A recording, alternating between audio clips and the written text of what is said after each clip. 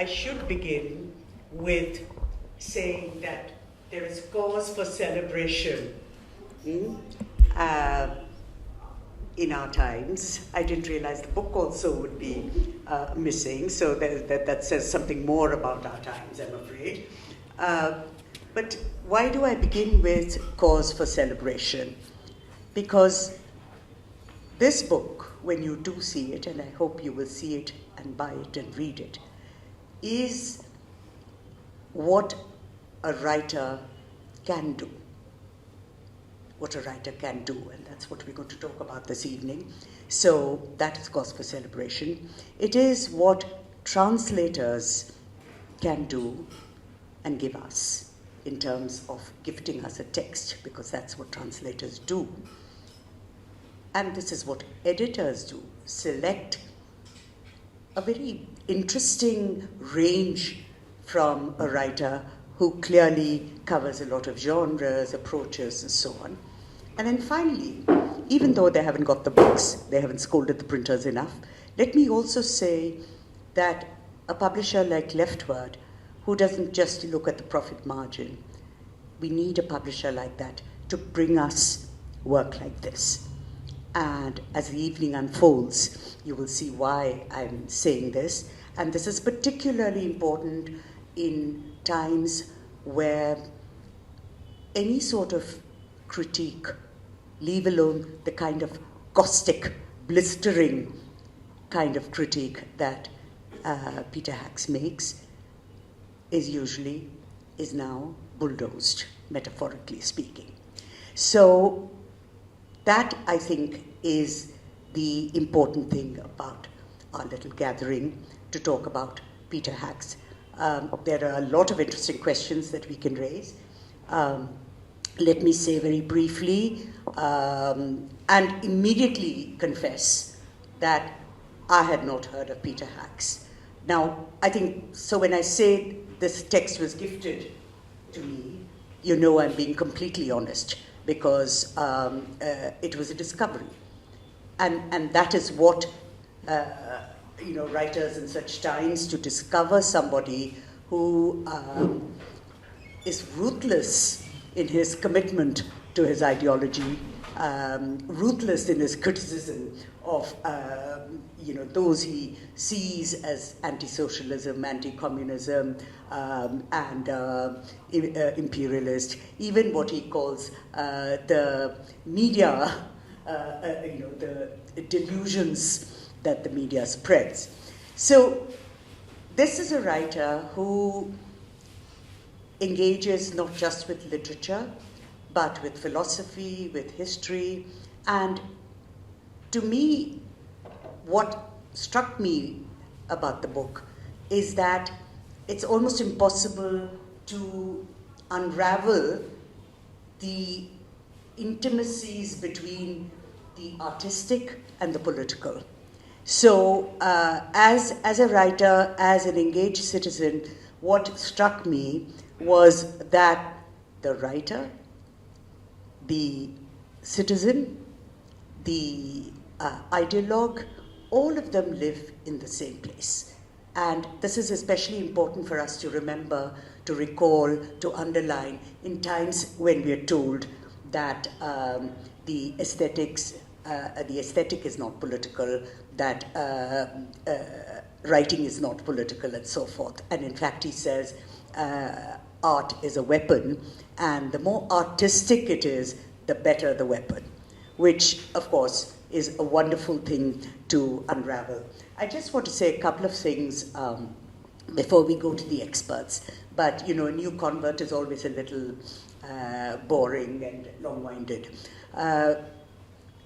I found his narrative styles, other than the fact that he's got all these genres he covers. He writes for adults, he writes for children, he writes plays and what he calls a playlet.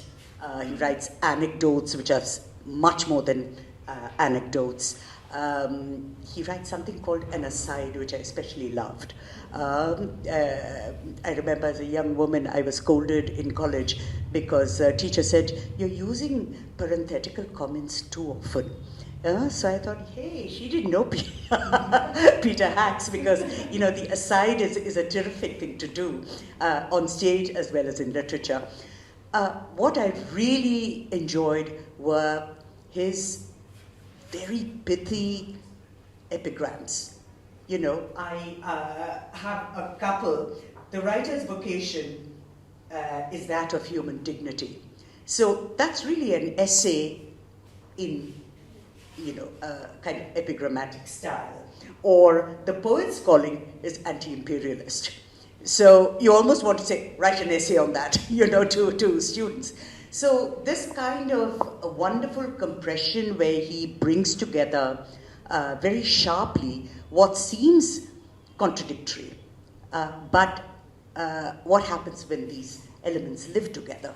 So this is what I'm going to say about the book, let me repeat, that the writer and the citizen, the artistic and the political, can live in exactly the same place. Now, he was, when I ask our editors to contextualize his time, because that is important, while we are going to talk about not only how he's relevant to us as literature and as political commentary, also to Germany today, given the continuing disconnect between what was the GDR, East Germany and West Germany, but also this rather fascinating life and political journey he made from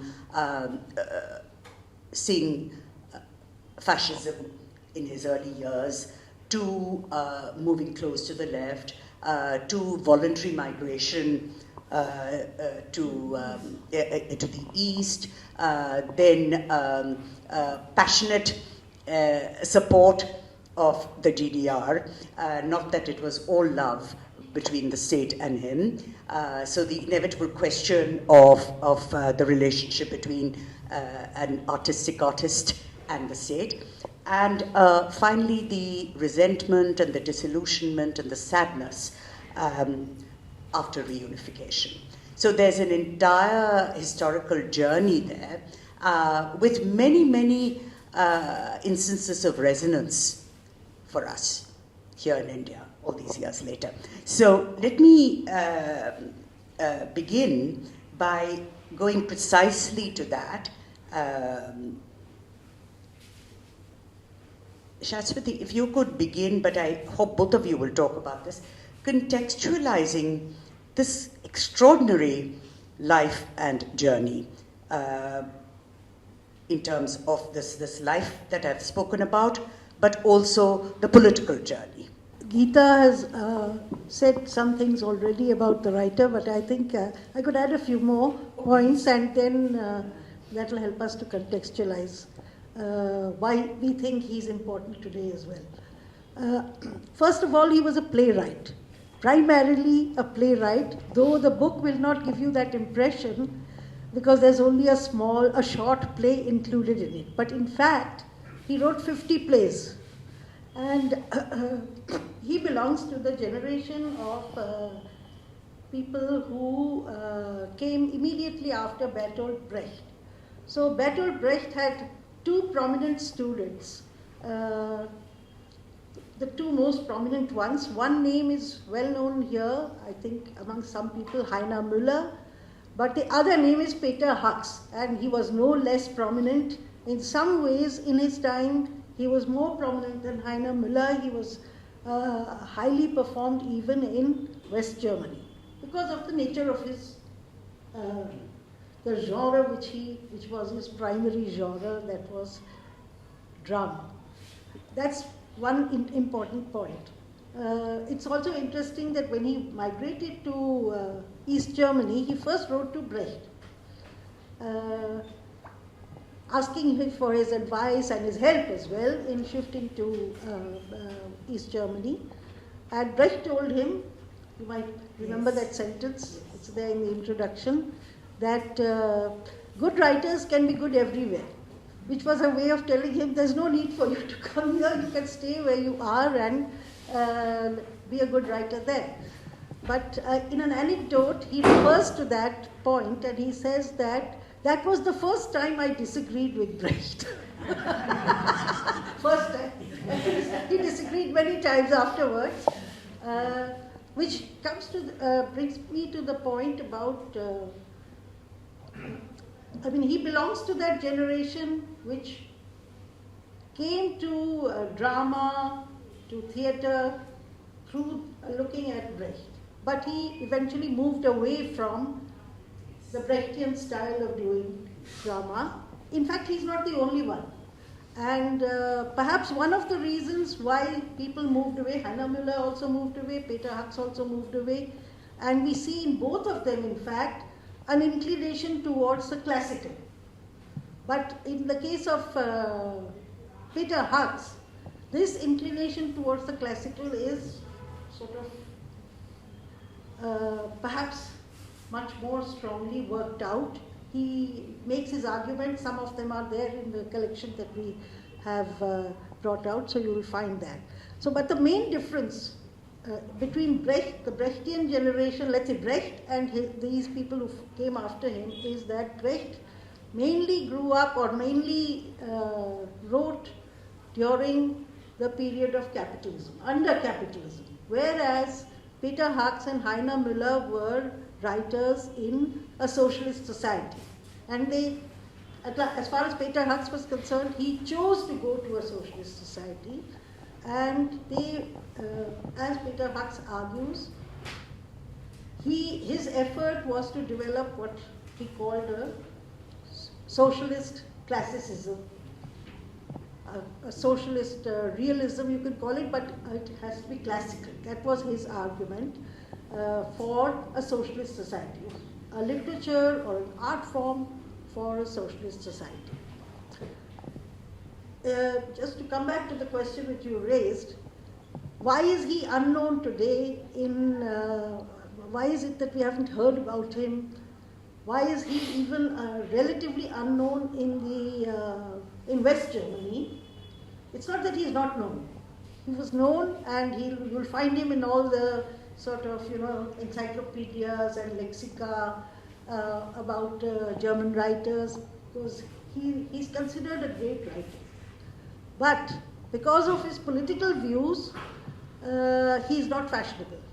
And because of his aesthetic views also, he's not fashionable. He's not fashionable either because of his political views. What were his political views? Even after the GDR collapsed, he remained committed to the GDR. We heard from Githa that actually his relationship with the GDR state was not always,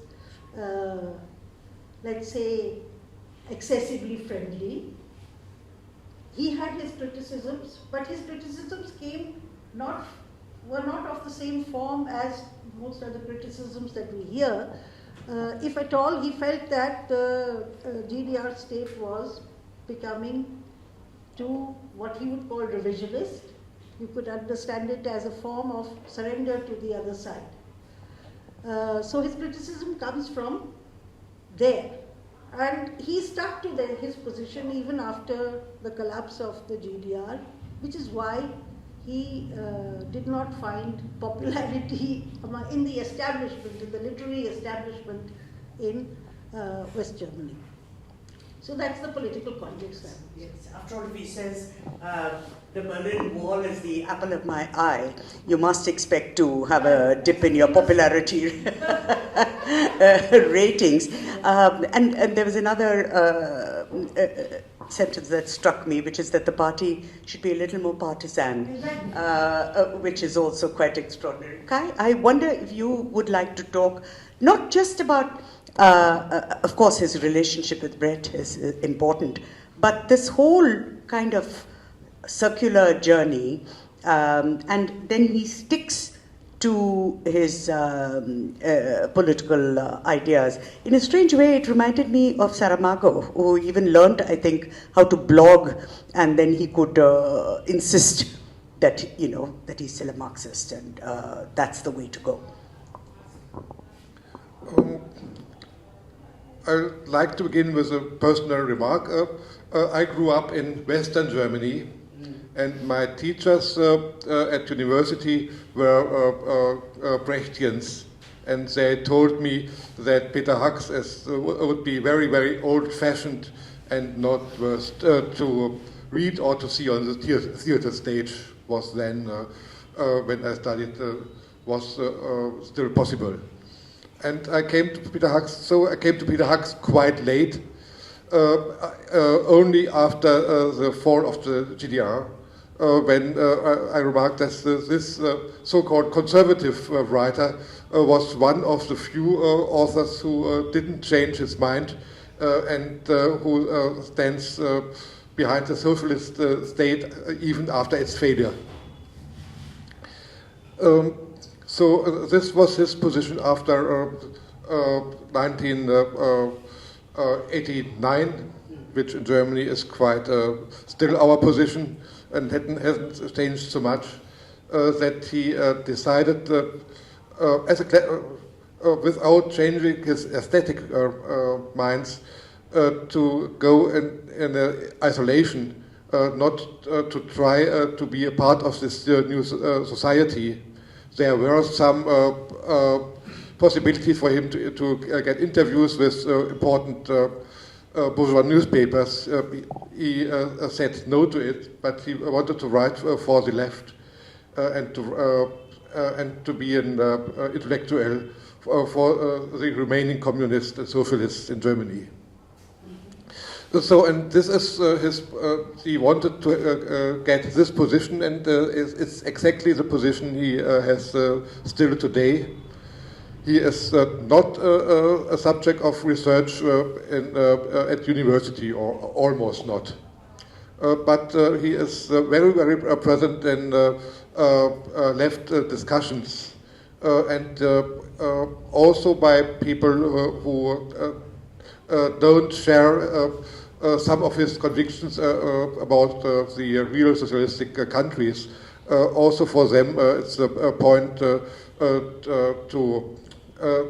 have some citations. You remarked that you find very, very sentences by Hux, which you can think about it for a long time and to discuss for a long time. So this is his position today, and in this aspect, he is still important, is present in Germany.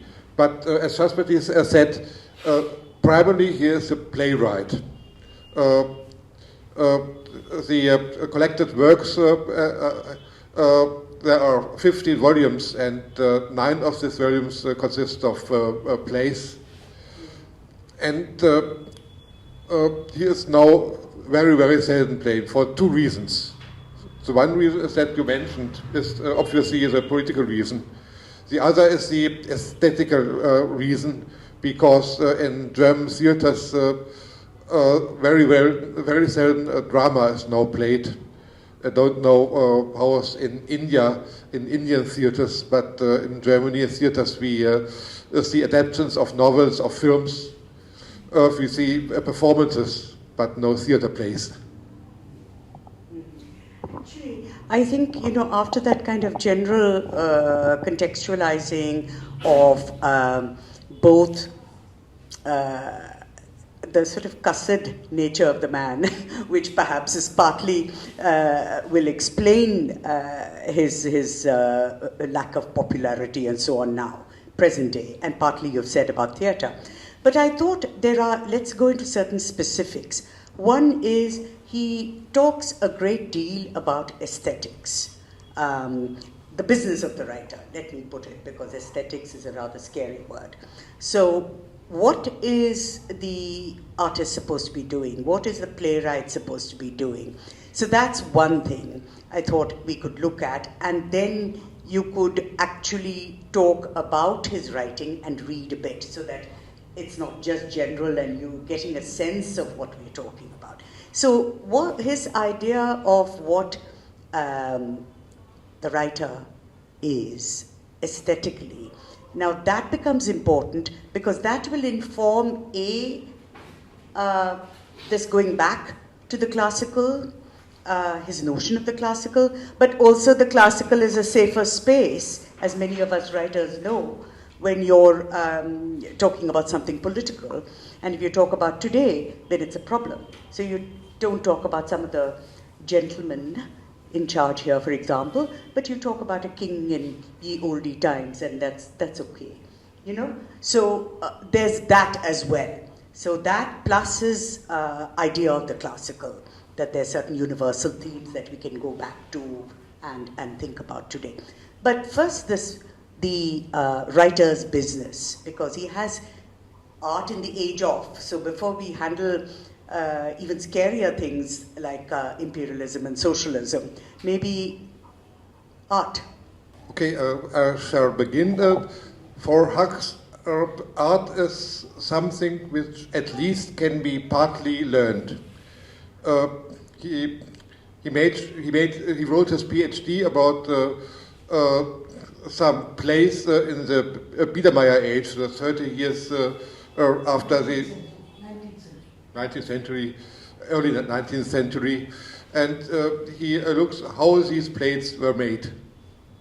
So first he tried to learn all these old forms, all these genres, all the tricks of writers, and not to because he wanted to copy them and to reproduce something which was already in the world that would be senseless, because there you have very good examples of art. But to use all this what other people have done to make something new, but with these methods. That's one aesthetically a very important part of his work. So I think Guy has spoken about the fact that he had mentors from, which is of course very important for readers and writers, but the business of the writer, the business of the artist, what a playwright is doing.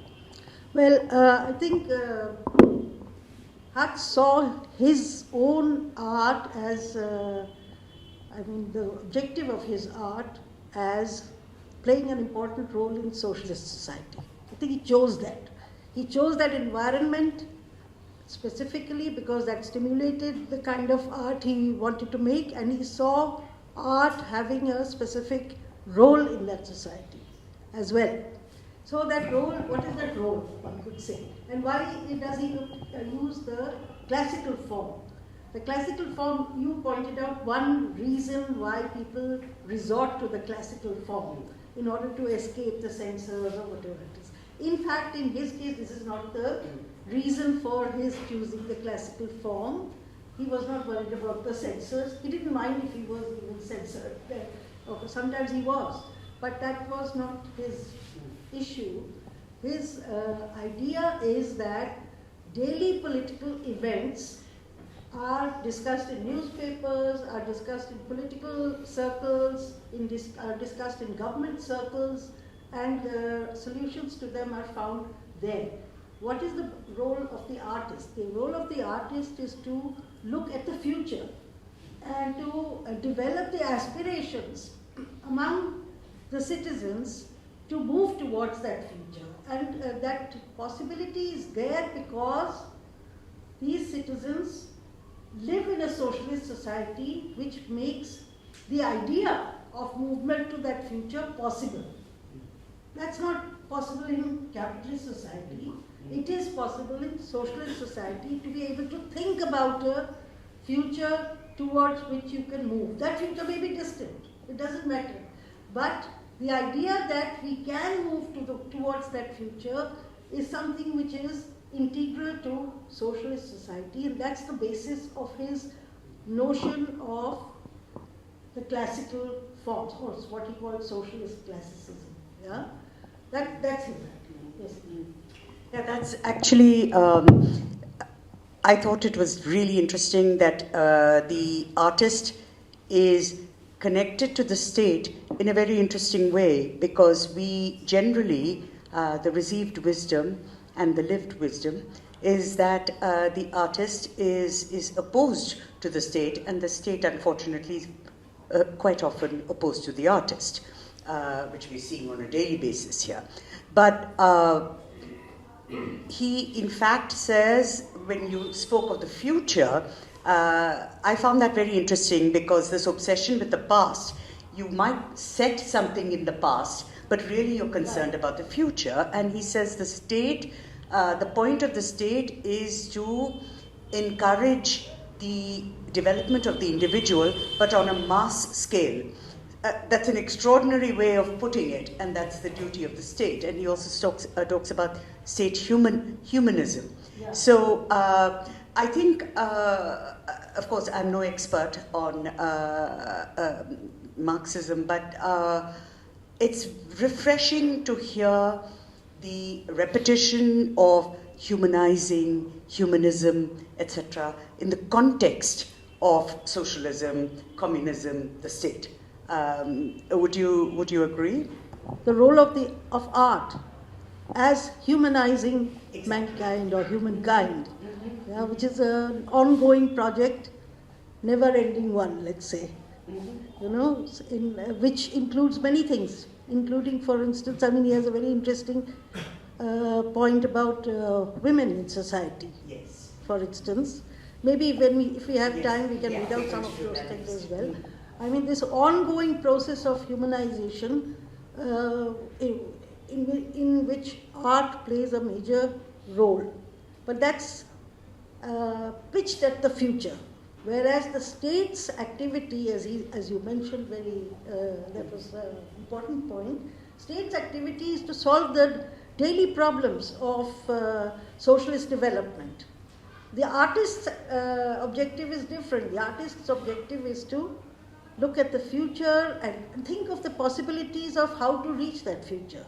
It's an ongoing experimentation, let's say, with how to get there, how to get ahead as close as possible. It's always something which you continuously work towards. You never actually reach there, but you're always working towards it. Yes, he says he prefers the word ideal to utopia.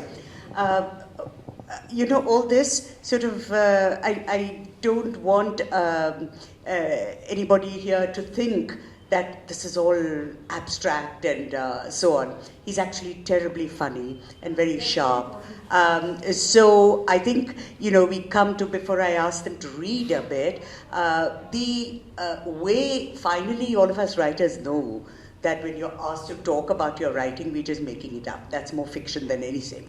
But the point is how you actually write it. And the way in which he uses humor, sometimes terribly sharp. He's not somebody you want to be enemies with. And, you know, we dislike somebody, he says, oh, this is chocolate Leninism, he says, which I like very much, because it'll just melt, you know, just go out there, it'll melt. So he's got some really nasty things to say. And sometimes he's wayward, sometimes he's like an eager beaver, you know, political sort of singing a song too, so full of rhetoric and eagerness about 1917 and so on. So there are these multiple voices. So maybe you could read and then we can talk about it so people know what we're talking about. Kai, would you like to, yeah. So there's the beginning of the text where Hux gives some examples of theater as pomp, as the German playwright Friedrich Schiller, and some pomp of metaphors from Shakespeare, beginning Richard III. And then he writes, theater as pomp. To define the word conceptually, pomp is the coincidence of the sensual with the ceremonial. Pomp flaunts itself or is show. Pomp becomes a feast for the eyes and ears as soon as it has a festive, stately character. The pompous is not a concept superordinate to the poetic in the sense that what is poetic must be pompous, but a partial concept. What is characterized by pomp is poetic. The deployment of pomp befits the poetic and makes it vibrant. When I speak of poetry, I certainly do not speak of prayers and still less of chaste maids. leave such delicate matters to the Sunday papers. I am concerned with saving what is worth saving and elaborating a theory of realism in which the classical finally has a place once again. The classical is poetic, and the classical is marked by pomp. Classical eras are always those of the theatre. Classical eras for the novel are non-classical eras. I delineate the pompous with reference to theatre, because in theatre it is not only possible, as in all poetic genres, but rather indispensable. Of all the arts, theatre is the most public and convivial. All the world knows it, but not all the world is attuned to it. It is so difficult to appreciate. Is it so difficult? Is it so difficult to appreciate that the need to reach a good many people who are distant both in terms of thoughts and space requires a certain elevation of the level of performance, of gestures, and hence also of the emotional and intellectual attitude? Theatre is not a quiet business. The performance begins emphatically, not with a whimper but a bang. Shakespeare's trumpet and flag, the lighting of the stage lamps, the opening ballad in Old Spanish theatre, the three knocks of French classical theatre, all the starting signals serve to silence the audience, but also to announce that what follows will be worth the silence of so many people. Our bang is the ceremonial rising of the red plush curtain. Pomp became an object of disparagement because it appeared as mere hollow spectacle in the reified, soulless world of the bourgeoisie. But, as far as I can see, there can be nothing against expressing great things in a grand way. Seen historically, theatre as pomp is an expression of the self-confidence of a class. Aesthetically understood, it is a celebration of human potential, an exuberant display of what has been attained and is attainable, of human pride and self-esteem. For those of you who are engaged in Jannattamanch, those of you who have played theatre, you know that at the beginning of a play you often have, this damru with which, the little drum with which you sort of call the attention of the audience to what you're doing. So, and you also use various forms, though it's a very different form of theatre. He's talking about proscenium theatre, but nevertheless, you use these forms to draw the attention of the audience to what you're doing, and you don't start it, as he says, it doesn't start with a whimper but with a bang, and that idea that theatre is actually something with pomp, with ceremony, with splendor. You experience that when you watch theatre. That's the point he sort of emphasized. I chose it because it reminded me of what's going on in Palestine. It is a piece that he wrote on the war of aggression in Vietnam in 1965. But the war, the Vietnam War, we're talking about the period in which the United States is engaged in that war, from 1965 onwards. So I'll read that a little bit from that. This is a draft that he had prepared for writers to sign. Basically, the idea was that the writers sign a statement opposing the US involvement in the war. For a time, the US government had insisted that they were fighting this war in the interest of their few political whores in Saigon. The laughable absurdity of this claim was obvious. By definition, a whore has no interests of her own. The US government later issued a different reason for the war: protection of American interests. These interests are essentially those of the foreign and domestic market. It is common knowledge, after all, that there scarcely exists a serious business in modern capitalism that does not make use of violence. The Americans, who under certain conditions might be willing to forego the exploitative bondage common under classical or political colonialism, would not for a moment consider denying themselves the fruits of neo-colonial exploitation, which is more profitable and more demeaning still. It is precisely from this kind of exploitation that Vietnam had freed itself, with Asia determined to do the same. What's more, the US government, like all state capitalist governments, is tasked with the forced sale of certain useless industrial products to its own population.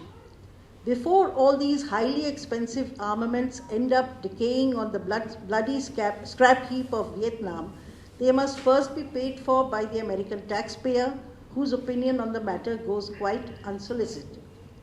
These interests are, as such, those of a class of Americans who are more influential than they are numerous. A small nation has been attacked by a large, rich one. The havoc wreaked by the latter is almost indescribable. There is no known infernality that it does not commit. It is not content with killing the local people.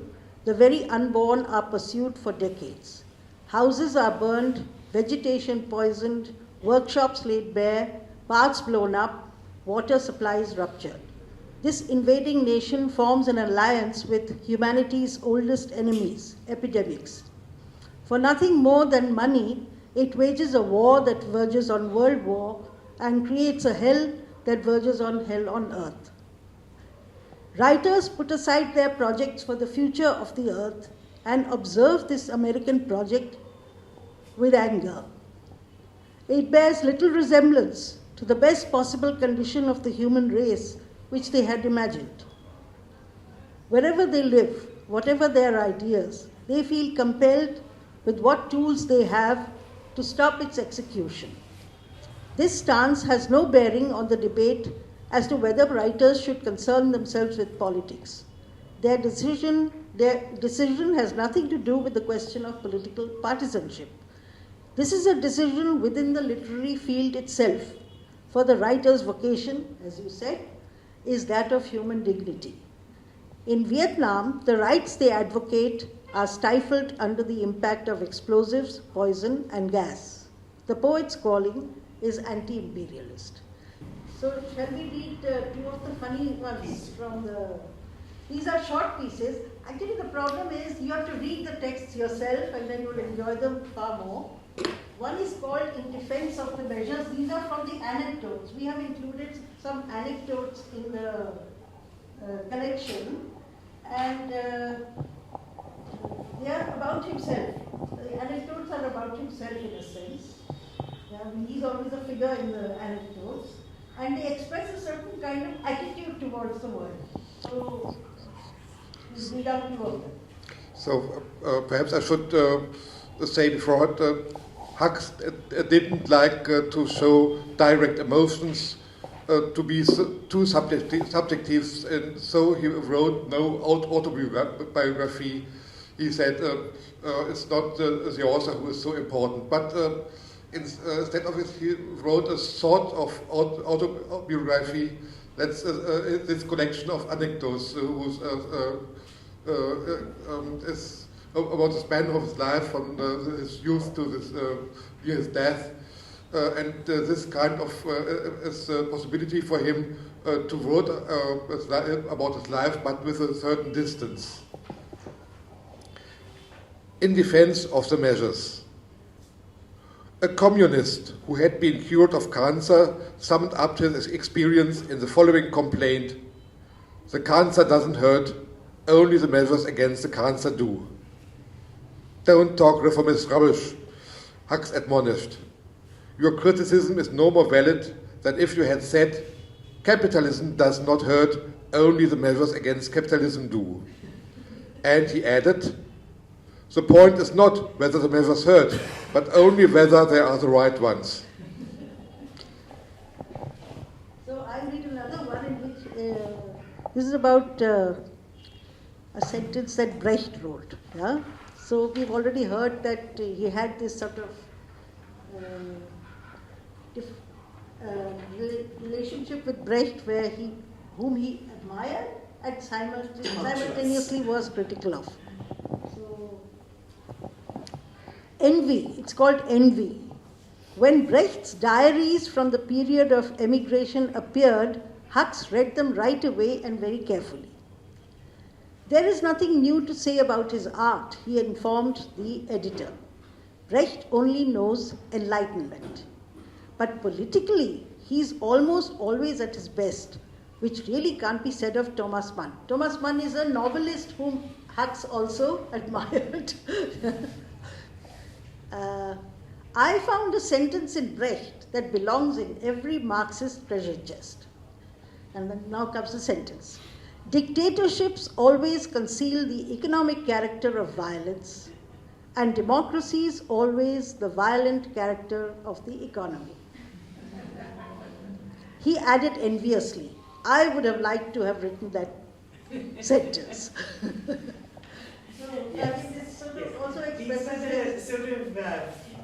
What some of these remind me of, Shaswati, is that when we were in school, we would be given sentences by Francis Bacon. You young people will probably not know what I'm talking about. You know, good books are, but it was a perfect balanced sentence which talks about different kinds of books, for example. But he does this in a completely different political context. So, in a way, if you don't want an aged white Brit person telling you what's what, then you get this as a kind of political balance.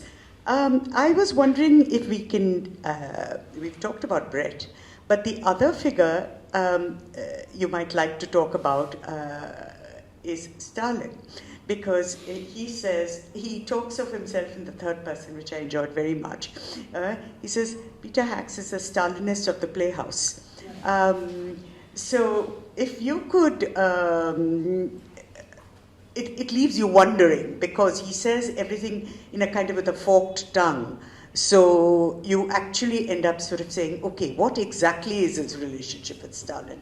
A little bit, maybe? Yeah. So unlike many other writers, citizens, political people of the times, who have, become critics of Stalin in a very sort of extreme manner, Hux did not fall under that category. He found, and he progressively found, I would say, that the role that Stalin played, don't stop yourselves from reading Hux because of this.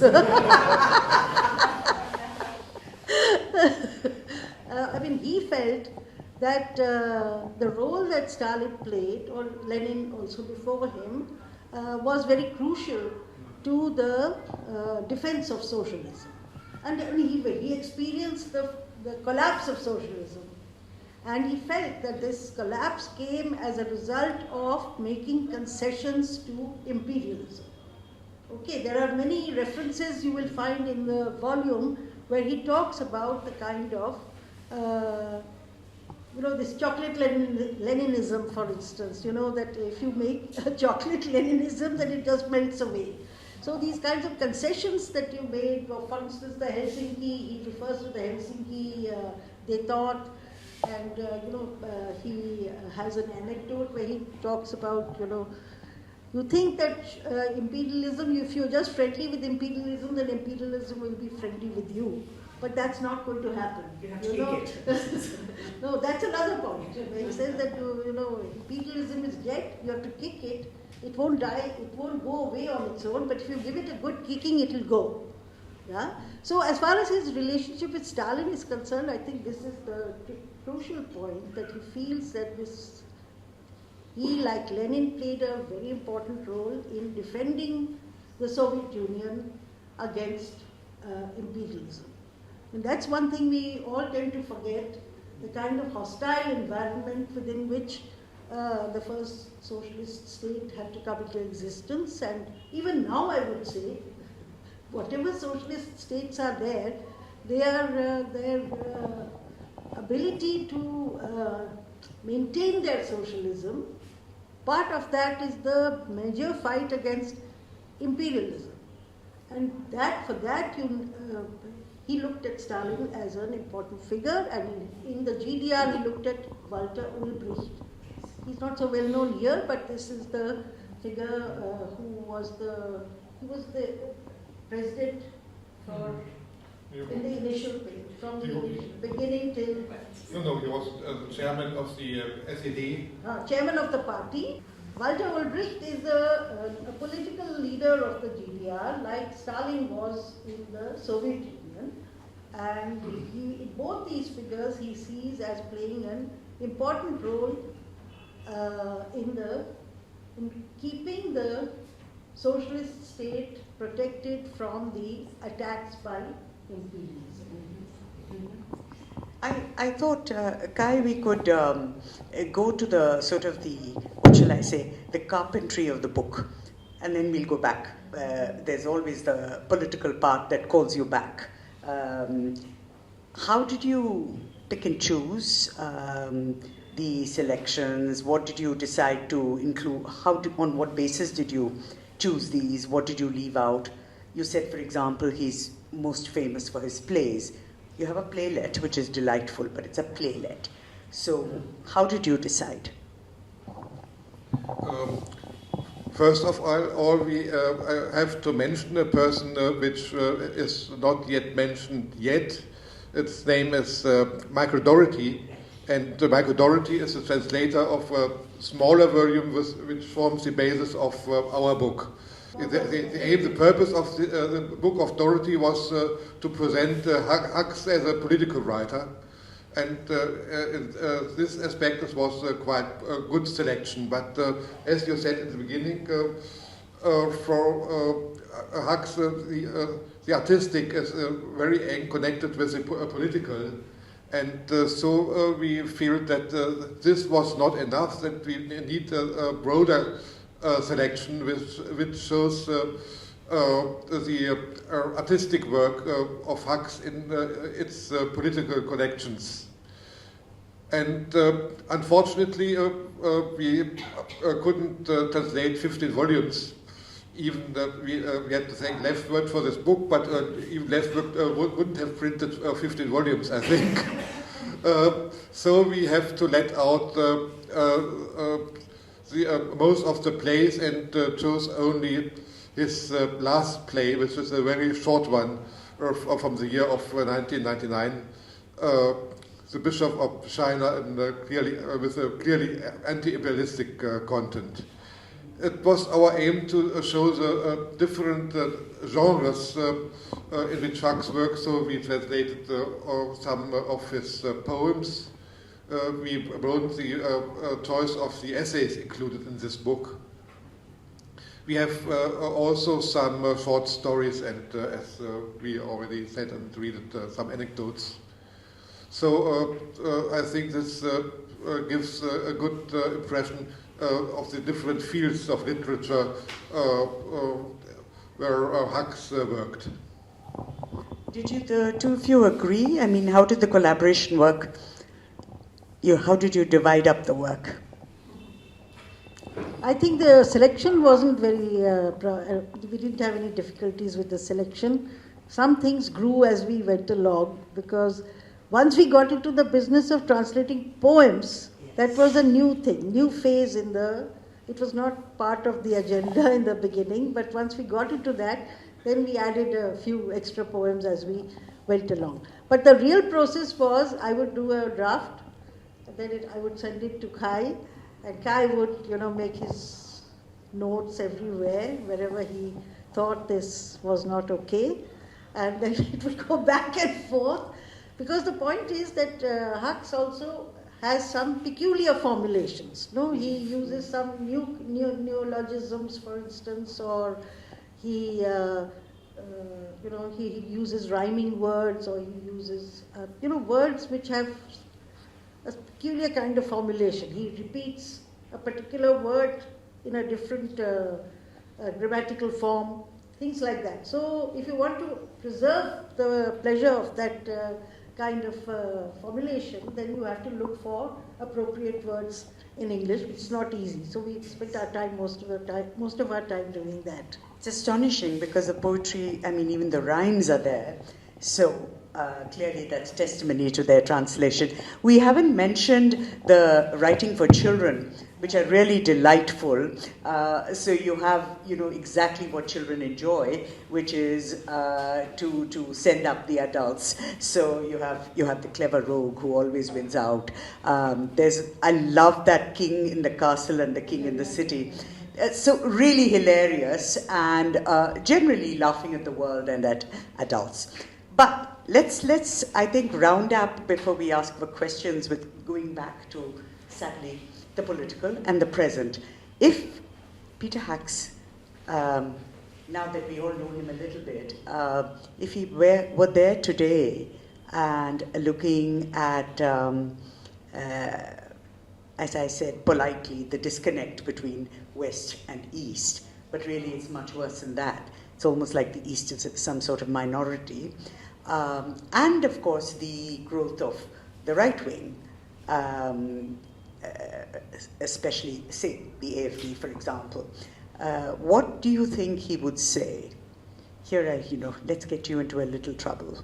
I think, one of the things why I was attracted to Peter Hacks, let me say it very clearly, is that he's an optimist. He's an optimist. Yes. His writing is full of humor, as you've mentioned, and you'll enjoy that humor if you read it yourselves as well. And in many places he says, that okay, things have collapsed, etc. But then the crisis will come, capitalism can't get out of the crisis will come, and then once again communist movements will be there. You can't stop it. At one point he says, the world spirit has defined it so. So I think I don't see him having changed, that he would change his mind even if he was there today. That's how it is. And I think there's plenty of reason to take that kind of view today. I would support this, first what he said. I remember the discussions around about 1990 also with the end of history. You remember, for instance, Fukuyama also. And Hacks said, no, it's not the end of history, but with imperialism we will get a lot of difficulties and perhaps a lot of chances. And today we have exactly these difficulties, and we can hope we have also the chances. But you would think I've been right. That's one point. But let me add some other political point, because you mentioned the connection between the former GDR and AfD, the right-wing party in Germany. This is a much discussed topic, primarily in Germany, and I think sometimes it is discussed not in an exact manner, because many of the leaders of the AfD come from the West. And in regions of the West, which are very poor, you have similar election results for the AfD as in the rural GDR countries. So AfD is not a phenomenon of the former socialist parts, but it's the phenomenon of this development of the imperialist Germany. Well, let me sum it up by saying that I think my introduction to Peter Hacks's work, thanks to the two of you, is the always tumultuous relationship between the individual artist and the state. Not just with concepts, that is always, of course, tumultuous, whether you're a student or a reader or a writer. Concepts such as socialism, is socialism the path to communism? Will the battle between imperialism and the socialist impulse, will it actually play out at some point in history? So on and so forth. So that is at the individual level. But there is also that complex relationship with the state. So I think that's what I took away from Peter Hacks's work. So this is a poem called Ladislaus and Konkalinchen. Ladislaus is a soldier and Konkalinchen is his mouse. Okay. The soldier has a mouse. Okay. Once there was a soldier. The soldier had a mouse. Her name was Konkalinchen, the soldier's Ladislaus. The soldier loved the fighting, the spoils and fame to score. But his dear Konkalinchen, he loved her even more. She ate the bread that he ate, and in his beard did bed. Her dwelling was his pocket, while bound for wars ahead. But when he went to battle, the soldier with his pet, she jumped out of his mantle, and like the wind she fled. Then overcome with worry, he ran in hot pursuit, crisscrossing through the army of Roman troops afoot.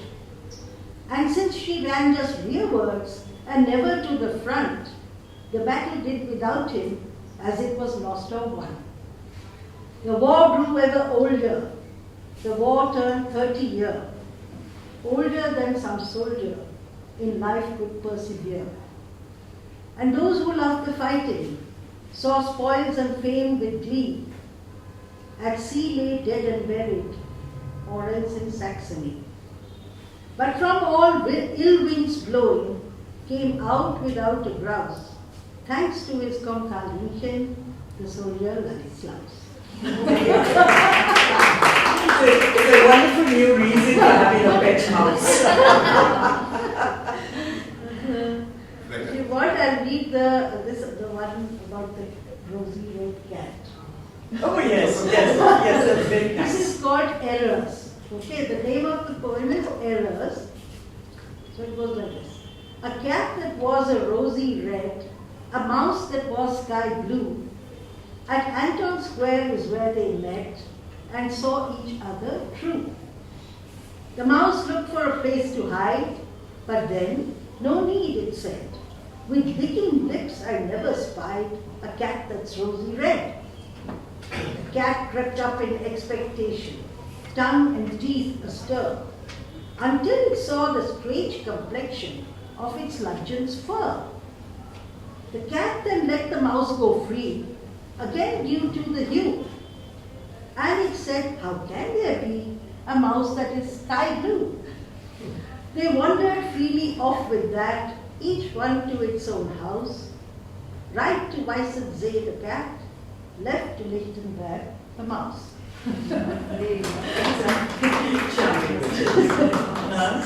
So let's make a choice, some questions or remarks or one more reading. One more reading. Sure? Vielleicht soll ich mir nicht I'll verweigern als Liebesgedicht. You want to hear a love poem? Yes, we shall end on a note of love. Du sollst mir nicht verweigern. That one. This is his favorite love. And it's not only my favorite, but in each collection of his poems, Hux reserved the last page for this poem. So it's for him. The last poem. Oh, it's like a signature. Yeah. Okay. There are other love poems that are equally nice. But he was partial to this. We read this. And the title is You Shall Deny Me Nothing. Okay. You shall deny me nothing. I want the last remains. If pleasure yet be mounting, a villain who refrains. Our bliss will calm our waning. Let death have naught remaining, but hoses limp from draining, and bare lips splintered plains. The father of our pleasures, that grim old man of bone, adds to all closing measures, at last his very own. The puffballs and the planets, the fate of all the poets, us to the dark he plummets, my love, and then alone. So in the world's hands trusting, the thousands keeping pace, you shall deny me nothing, each other let's embrace. Till languidly contented, we on our own relented, our feet in each cemented, to silently retrace. Lovely.